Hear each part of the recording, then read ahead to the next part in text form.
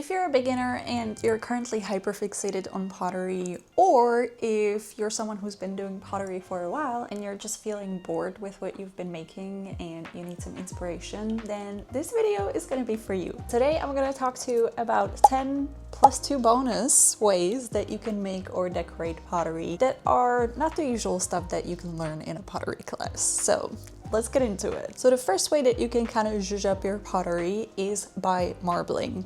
If you spend any time on social media, you definitely would have seen this. It is a craze right now, and understandably so. Marbled pottery is very, very beautiful. There are two main ways, I believe, to do this. Either you mix two different clays, or you just get one clay and buy color additives and mix them into your clay. There are so many ways you can play around with mixing the clay in different ways or mixing different colors into the clay, and the results are absolutely stunning. Very fun, love it. You should try it if you're into that. The next technique is called Nerikomi. I believe it originates from Japan, and it's actually kind of similar to marbling, except that Nerikomi is mostly used by cutting up slabs and using them for slab built pottery. I absolutely love this technique, and I so admire the people that have the patience to do this. Hand building in itself takes forever for me, and having to actually assemble your clay that you're gonna build from, I imagine takes hours. So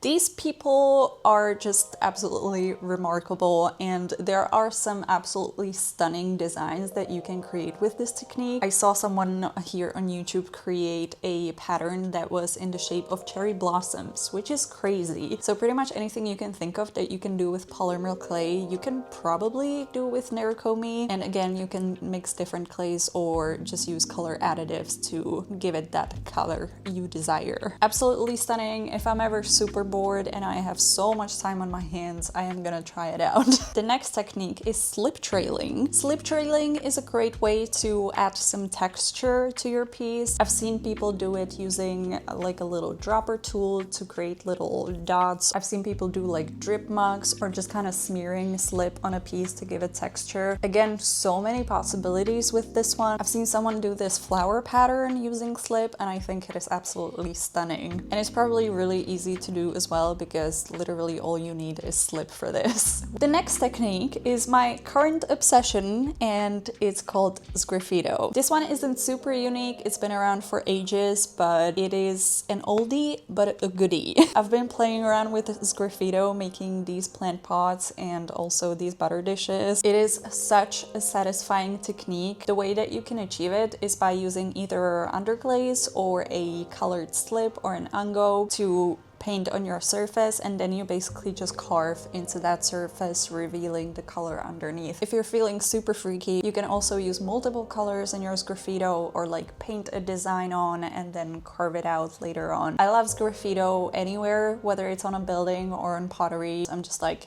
yes, that's gorgeous. A similar technique to Sgraffito is basically the opposite of it, and it's called Inlay, and it's also sometimes called the mishima technique. And it's the opposite in the sense that with Sgraffito, you scratch clay away to reveal the color underneath.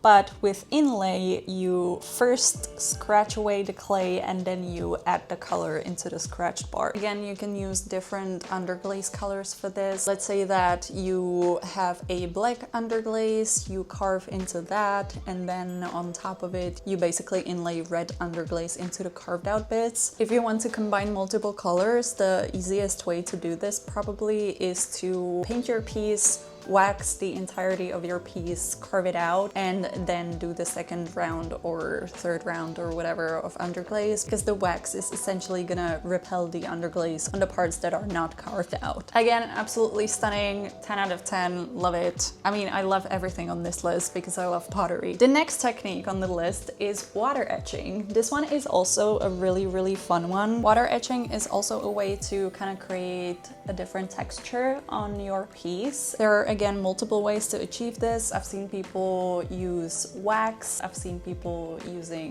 vinyl decals, and I've also seen people using just a paper cutout. And what you basically do is you create your design using, like I said, the paper, vinyl decal, or the wax, and then you just take a sponge and you sponge the heck out of your piece until the part that was covered with wax or whatever is basically raised up from the rest of the piece. Again, there are some really stunning things you can do with this. I am especially obsessed with this guy that creates some insane textural pieces. And speaking of vinyl decals, a good way to play around with decorating pottery is by using a Cricut machine. I recently got one. I made a whole video on trying it out for the first time. If you want to check that out, I'm gonna link it. But having a Cricut basically enables you to make your own stencils from pretty much anything. You can use it to apply underglaze, you can use it to apply glaze, you can use it as a stencil to carve your pieces out. Absolutely love that you can kind of combine technology and pottery in this way because it gives you so many other possibilities. The next technique is screen printing. This is basically an easier way to paint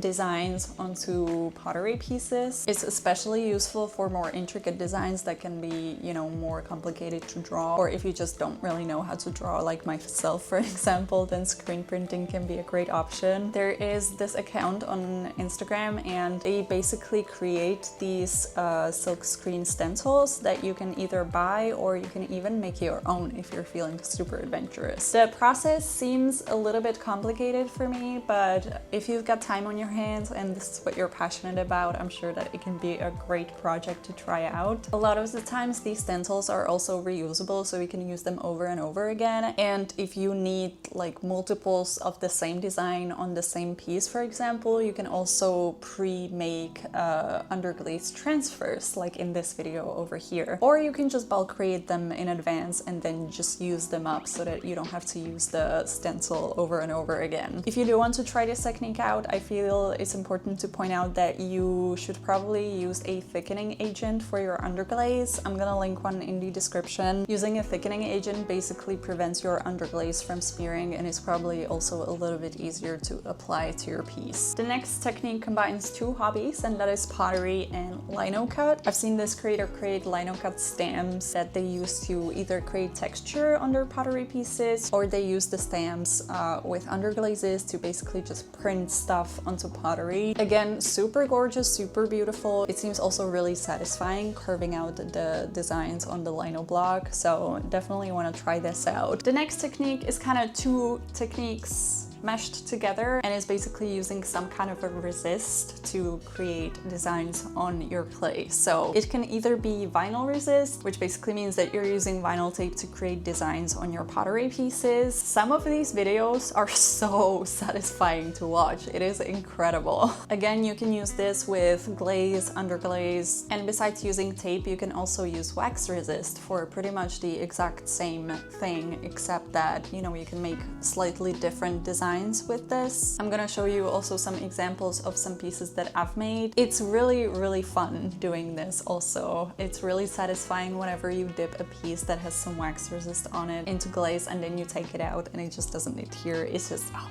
so satisfying. And now we've come to our bonus ways to decorate pottery. These are bonus because they're a little bit more complicated, but if you're feeling super extra, you might find this really interesting to try out. The first one of them is creating your own 3D printed molds. I saw a video by this creator where he basically designed his own sprig mold using a 3D printer. It's again the connection of technology and pottery, which I think is super fun. And I guess sprig molds in general are a great way to add some interest to your pottery. I, for example, made a sprig mold for skulls that I just whack onto pretty much anything I can think of. I recently made a video where I was creating a sprig mold for this bat cup handle, so if you want to check that out, again, it's going to be linked up there. And lastly, we've got using photographs on clay, which I had no idea this was even possible. This video popped up for me on Pinterest, I believe, and I was like,